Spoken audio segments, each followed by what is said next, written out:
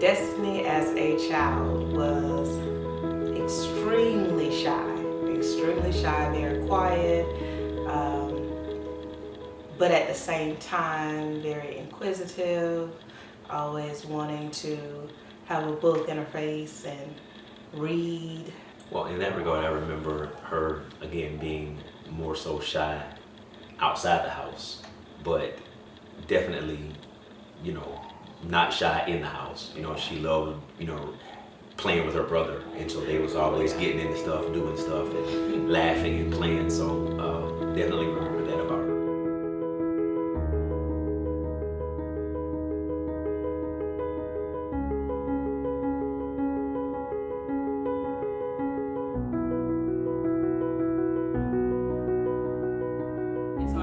Very quiet. Most of the time I did most of my talking at home or around my cousins at church, that sort of thing. But at school, absolutely not. I remember when I first started school, I literally used to whisper in my teacher's ear. I never raised my hand. If I needed to say something, I would go up to her and I would whisper in her ear. My mom tells this story of like one time she got a call in the middle of the school day and she's thinking it's some emergency because she's like, why are these people calling me in the middle of the school day? Girl, they called her to say that they heard me laugh for the first time at school. And that was like, and she was like, girl, she do that all the time at home, but I just didn't do it at school. I was very reserved. I had like one friend.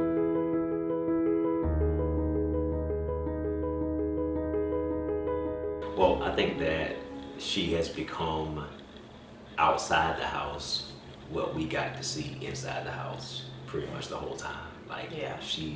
She was always gregarious or fun and playing and laughter at the house, but I guess her peers, friends, everybody else get to experience, that same thing that we saw at the house. And so to that extent, there's been that change. She's always been athletic, wanted to jump and run and play. And so even now with her being in the gym as much as she is like at 5 o'clock in the morning, never saw that coming.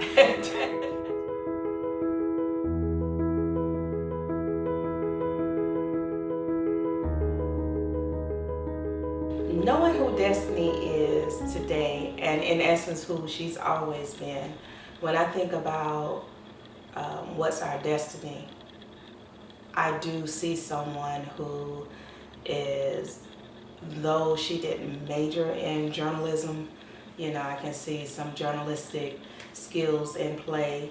I see compassion for Black and brown people and us knowing our history, us knowing it truthfully, us knowing not just where, we came from, where we are, but also where we can potentially be.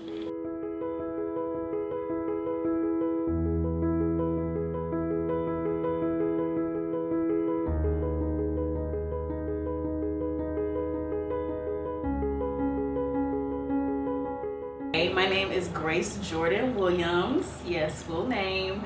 I'm a senior and I'm a student undergrad here at Duke University. I'm Brianna Johnson. I am a class of 2025 student here at Duke University, Trinity College. I am Able Ambassador, President of BPLS, and Choir Director for United in Praise. Yeah, my name is Joseph Asamoah-Wedu. I'm a current junior here at Duke University, studying public policy and minor in education. My name is Candace Watt-Smith. I'm the Vice Provost for Undergraduate Education at Duke University and a Professor of Political Science. I'm Stacia Solomon. I am the Director of the Mary Lou Williams Center for Black Culture. I have been at Duke since the fall of 2019. My name is Samaya Faison, and I am the Assistant Director here at the Mary Lou Williams Center for Black Culture.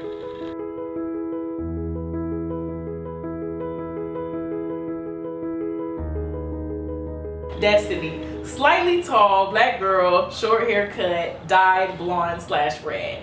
And I should have put like how we met and stuff in there, but I remember that was my first interaction with Destiny, and I was like, oh my gosh, yes. Like I remember I felt so like validated after that interaction because it felt like the perfect length. It felt like I didn't talk too much, and then like I also was able to eat after. It was a great vibe. So I met Destiny in her first semester at Duke, which was also my first semester at Duke in the fall of 21.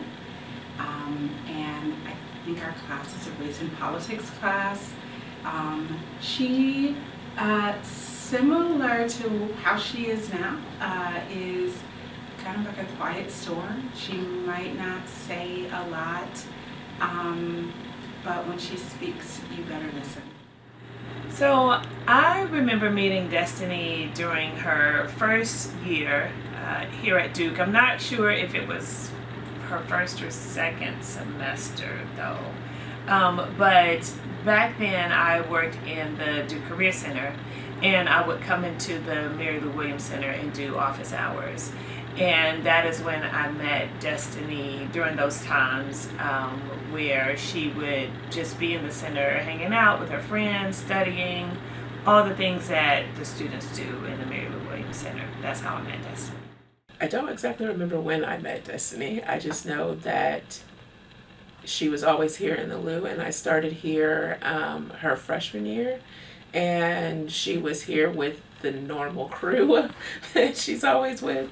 And I just remember her being very talkative and getting along with everyone and just being a welcoming face for me when I first started here at the Mary Lou Williams Center.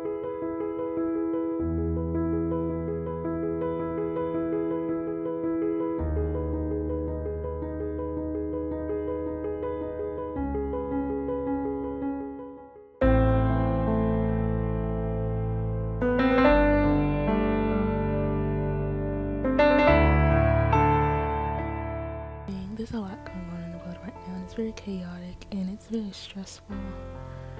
But you just gotta pray because I don't know what's going on. It's a lot going on. A lot of police brutality, a lot. I started a blog called What's Our Destiny. It launched on February. It launched on May 19th because that was Malcolm X's birthday.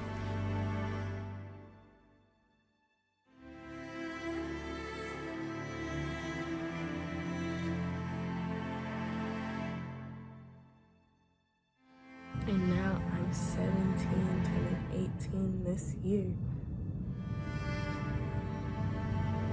It's just mind blowing. Like, in the next thing, like, I'm gonna graduate from high school. I'm gonna be a senior at the end of this year. Graduating from high school in 2021. I'm going from first grade to being a senior. That's so crazy. And then, in the next 10 years, so much could change. I could be a lawyer, I could be a doctor, I could be advocating for Black people, I could be married, I could have children.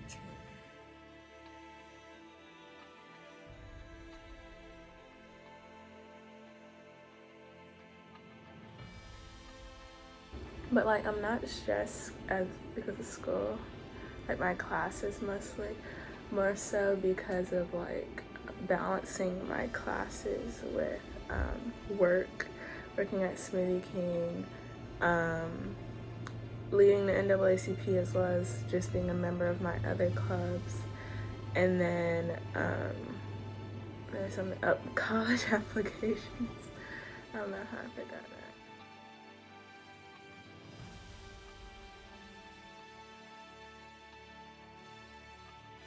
So thanks God, and then I just keep going.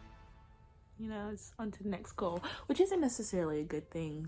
You see quotes like, oh, you're walking in the blessing that you were once praying for, or something like that.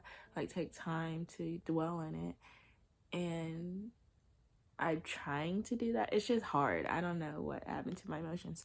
But I'm done with high school. I'm done with GSSM. Oh my gosh. Oh my freaking gosh. That was the hardest 2 years of my life. Literally the hardest 2 years of my life. That school was so intense. And thinking back about the grades that I got, they were good. I'm going to Duke. And this year the acceptance rate was half. like it's normally I think 8%, and this year is like barely 4% acceptance rate. When I think about my academic journey, it's really just been this continuous situation of like when people know about you before you know about you. And so when I think about my parents, you know, growing up, I was always thinking that I was the STEM person. I always said I wanted to be a doctor, when in reality, I only knew that doctors made a lot of money. And so I really didn't have a reasoning per se. I just knew that doctors made a lot of money. I knew that I was really smart. I knew that I was really good at STEM. And so I just decided doctor is the way to go. And so that's how I grew up. I was on the STEM path from middle school through most of high school. And so my sophomore year of high school, I ended up applying to this boarding school. It was a public boarding school in South Carolina. It was a STEM boarding school. And I said, I literally had the goal since 8th grade to go to this school. It's the #1 school in South Carolina. And I said, this is a school that's gonna get me to Duke. And so I applied to said school my sophomore year of high school, and that was the school that got me here to Duke. That school is also what taught me that I may be good at STEM, but STEM is not my passion. And so throughout my life, with my parents telling me, you know, we know you're good at STEM, we know you said that you want to be a doctor, and we support you regardless. However, we see that you have passions in Black studies. We see how passionate and how emotional you get around these issues, and around finding solutions for these issues. And we're just saying you may want to take a look further into those interests. And they ended up being right. And so while I'm at this STEM boarding school is when I realized that I want to study Black studies, and I want that to be my primary course of study. And so I applied to Duke knowing that I wanted to major in African and African American studies. And then, like I said, once again, coming into this situation of when people know about me before I even knew what I wanted to do. And so I got here, and my first semester, freshman year, I was taking a class with Dr. Candace Watts-Smith, which was when I first met her, and I also took a class with her my sophomore year. And so as I'm building this connection with her through my first 2 years in college, I didn't even know this at the time, but she was the director of the Mellon Mays program at Duke, and she actually graduated from Duke, got her bachelor's, master's, and PhD, I'm pretty sure, from Duke, and she was also a Mellon Mays fellow, and she also started at Duke the same semester that I did. She encouraged me my sophomore year to apply to the Mellon Mays Undergraduate Fellowship, which is a fellowship for people of color, students of color, and it encourages them to get their PhD in some field of study that's in the humanities. And so I applied, and now I'm a Mellon Mays fellow. At the time I came in, I was pre-law, but I always told people during this time, I said, I'm pre-law, but if there's something that I can do to help the Black community in a way to where I don't have to be a lawyer, I will do that. But right now I'm pre-law. And I always made the differentiation that, you know, when I was thinking that I wanted to be pre-med, I didn't have a passion. I was smart, I knew that I was good at it, but I didn't have a passion for it. But I knew that I had a passion to be a lawyer. I just knew that there are other avenues that I hadn't yet explored. But I was passionate enough to be a lawyer, so I was like, I'm gonna be pre-law for now, because I know I got the passion to do it, I know I have the drive to do it. But if I can do something else, I will do something else. I would always make that abundantly clear. Also, my freshman or sophomore year, I was taking the Intro to African American Studies class, and it was taught by a grad student, and I believe he was doing like his focus, or he was in the grad school of political science at Duke, and I think he was doing the certificate in African American Studies, because Duke doesn't have a PhD in African American Studies. I believe they just have the certificate for the grad school. And so I was like, okay, this is overlapping with my interests. You know, I'm an African American Studies major, my minors are political science and sociology, so I'm seeing some overlap. So I scheduled a meeting with him, and he's telling me, okay, you have this blog, you love to write, you love to learn, PhD. I said, no, actually. Try again. But once again, this is just the situation of, you know, people knowing about me before I do. And as I grew and as I learned throughout my freshman year and going into my sophomore year, I said, you know what? maybe they're right about this PhD. And so that's what I ended up applying to the Mellon Mays Undergraduate Fellowship, and here we are. And so once again, when I was in high school, in this STEM environment, I learned that I wanted to major in African American studies. And then by my sophomore year of college, I knew that I wanted to get my PhD in African American studies. And so that is the position that I'm in right now. My first impression with Destiny was that she really loved life. She always had a really hearty laugh. I don't know that I've ever seen Destiny not be in a good mood. Always had a lot to say, always had an opinion, but was not very, mean or ugly with her opinion, even though you knew she meant what she said and she said what she meant. She was someone who really liked to engage other students, other peers, and was very, very serious and passionate about her areas of study, and also really curious. Always thinking about just the ways of people and, what it's like to navigate Duke. And I think that as I've gotten to know Destiny better, that curiosity really has driven her to explore the university, to really interrogate systems, to pull up history and facts and things, even if some things were unpopular. If she wanted to know it, she's going to figure it out and she's going to pull it up. And I really appreciate that. I appreciate that her level of curiosity that she brings into the space and brings into this generation of students in a way that I feel also is really designed to strengthen particularly Black people, people of color, and directly here at Duke University. She is still equally welcoming. She's actually one of the most welcoming people as far as I'm concerned here as an Able Ambassador. Always makes people feel welcome, always is open to making people who don't normally speak, which I actually love about her. And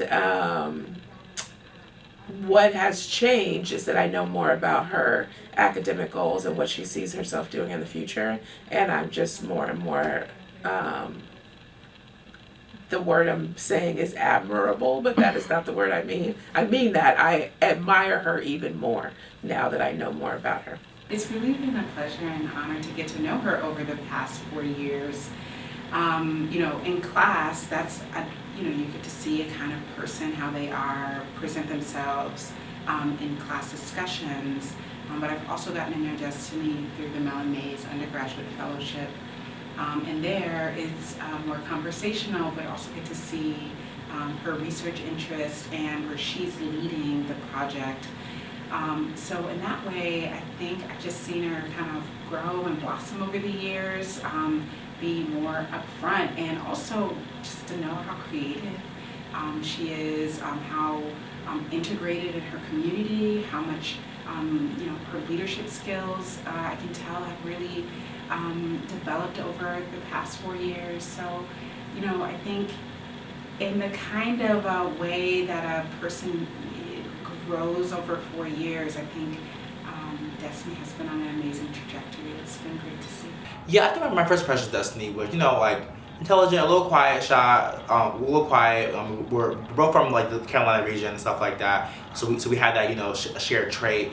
I think we kind of transitioned from just coworkers to friends during the spring 2023. I think that when she first asked me to be a part of her What's the Destiny project, and we just, we're working together more frequently. I remember she's by meals when I was low on food points and stuff like that. And we just talked about, we were always in Lulu's late closing together. So we just spend more time just to get to know each other, and I feel like that's when I started to appreciate just the way her mind works and stuff like that. So I would say the way that my perception of Destiny has changed over time is honestly just gotten better and better and better and better.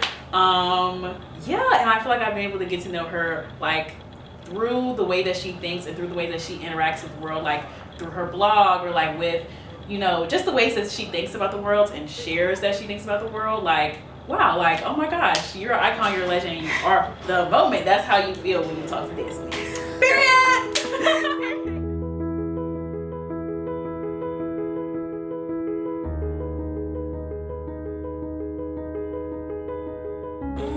When I hear that someone has a blog, I typically think in this day and age, you know, obviously online, I'm thinking a website, you know, with articles, and you know, a bunch of different blogs have their niche in terms of what topic it is. So I automatically assume that it's a blog aimed at a specific demographic or promoting a specific topic.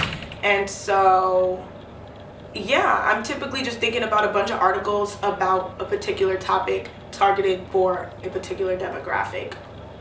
I think of food blogs, I think of travel blogs, I think of Tumblr, and you know the whole world of blogging even then.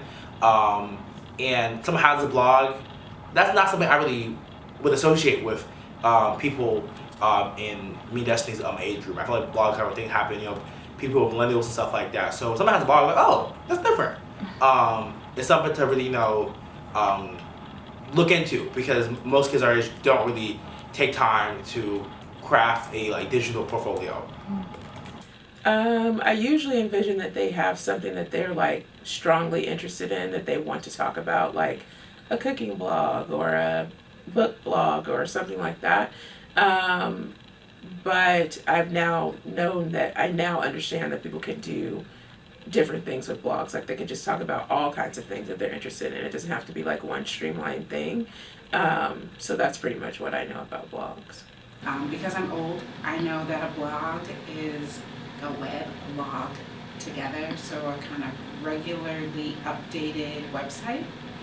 I mean, that's what I think of is, you know, I think blogs started off as like people's personal like diaries, but now they're kind of used for all sorts of things, but to update folks on what's going on in any particular realm of the world. When I think of a blog, I think of words. Lots of words. words. So just someone, I think of, you know, someone who really likes to write, who really enjoys putting down their thoughts in a way that, you know, maybe even poetic in a way. So blogs to me definitely give someone an opportunity to share their insights on a particular topic, or even allow people to learn different things through their field of knowledge. So I think that it's a way for people to share information in written form, and may even, I know there are vlogs now, the video blogs, where people will do it in like just more pictures and visual scenes, which is really creative as well. But blogs are, to me, lots of words in creating space for people to share their thoughts.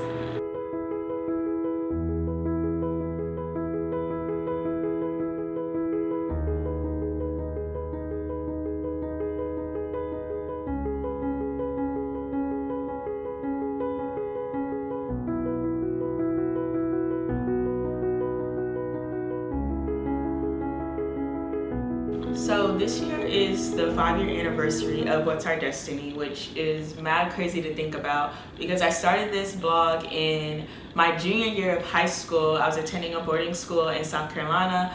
It was a STEM boarding school, so it's very different from what I'm doing now.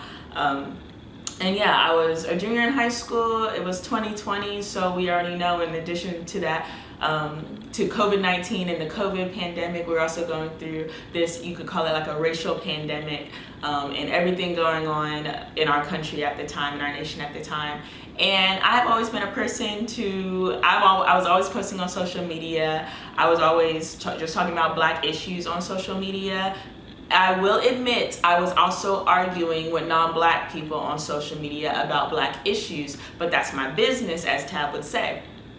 However, my parents were always telling me, you know, if you're so hyper focused on STEM, my parents always told me, like, you have this STEM focus and we understand that, we know that, but we also see where your passions lie, and we see where you get really emotional about these certain issues and you really enjoy this type of education and learning about Black studies and Black histories. And so they were saying, like, you know, maybe you want to tap in more into those interests as well. And so we get to my junior year of high school and my parents are like, well, let's take this energy that you're putting into arguing with these folk on social media and all this education that you're also doing on social media and format this into a structured website and this one central place where I can talk about these things. And so that's basically how What's Our Destiny came to be. I knew I wanted to play off my name. I knew I was always thinking about people like Malcolm X and Martin Luther King and these people that I feel like we've been miseducated about. And so taking these histories, these people in the past, and how that pertains to our present situation, conceptualizing that, and then looking to the future. So literally, What's Our Destiny encompasses the past, the present, and the future. And so I ended up founding the blog, What's Our Destiny, on May 19th, 2020, May 19th being Malcolm X's birthday. And so I was going back and I really wanted to read their words directly from them, from the source. And so during 2019, Malcolm X was kind of that key figure that I was focusing on at the time. I had just recently finished reading his autobiography, and so Malcolm X, I knew I wanted to be the core figure, the core focus of my blog. And so when you're thinking about like the miseducation of these figures, I really think of Malcolm X as kind of like the central point, at least in my life, the central figure for this miseducation of Black figures.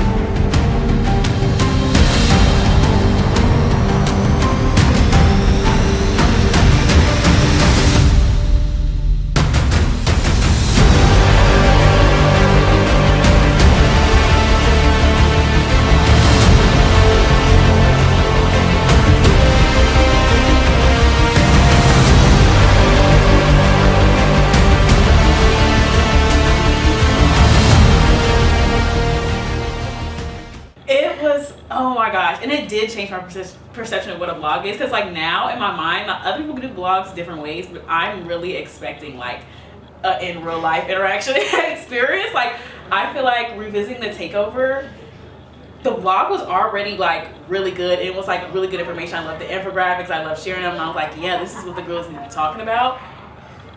Revisiting the takeover, like it altered my brain chemistry of like the experience that I have in the Mary Lou Williams Center. Hey, you see me repping. And like the significance of this space, the significance of like what our predecessors have done to like get us to where we are, even just right now at this campus. It was like, oh my gosh, it was next level. Like, and the fact that she had been planning this for like so many years, like it's so thought out. Like it really changed my perception of like, okay, a blog is not just like something that's on a website. Like it is a human interactive experience. To see how the people who were on the panel about revisiting the takeover, how validated that they felt in that, and like how excited they were to talk to like current students, and like how we could hear their first person account, where like usually we hear about the takeover, we see the photos, but it's from a very like, I don't know, summarized lens, where it's like you can actually see what were the human interactions happening in that building, you know, where people's fears were. Because I feel like a lot of times we look at people who have made Black history and being like, oh, they were so fearless. Like, no, they were like scared as crap. Like they were human beings, they were students, like they were 18-year-olds, 20-year-olds, etc.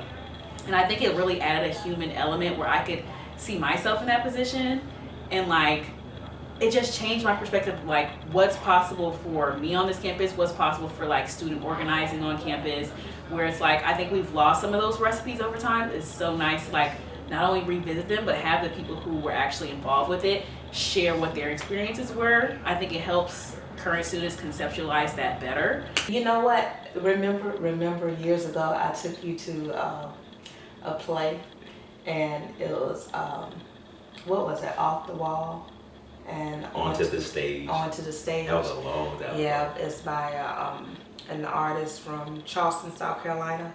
That's kind of how I feel about What's Our Destiny.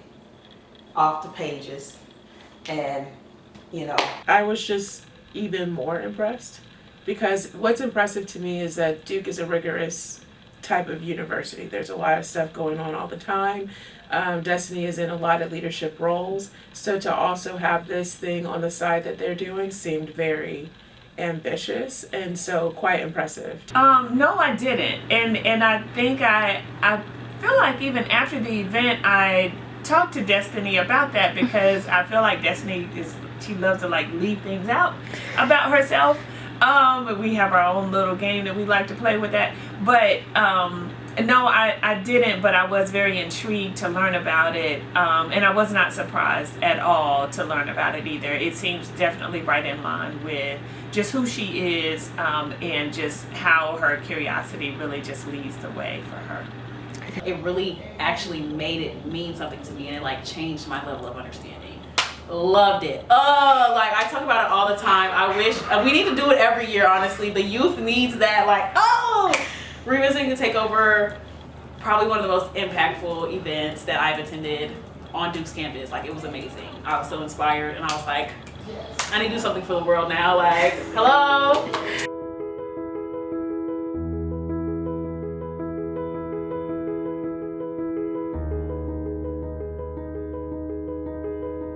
My destiny is to make sure anyone who comes around me always feels that they can be their authentic, whole self. My destiny is to advocate for Black and brown faces in predominantly white spaces. My destiny is to bring people together. What's my destiny? I don't know, but I hope that I can use the skills that I've developed over my lifetime to improve the lives of others. I believe that my destiny is to influence the world through family, business, and ministry. I believe my destiny is advancement. Is to, you know, help those and help them to improve the quality of their life through the advancement of their academics, of their, you know, abilities, their giftings, their talents. My destiny is advancement. Say it loud! I'm Black and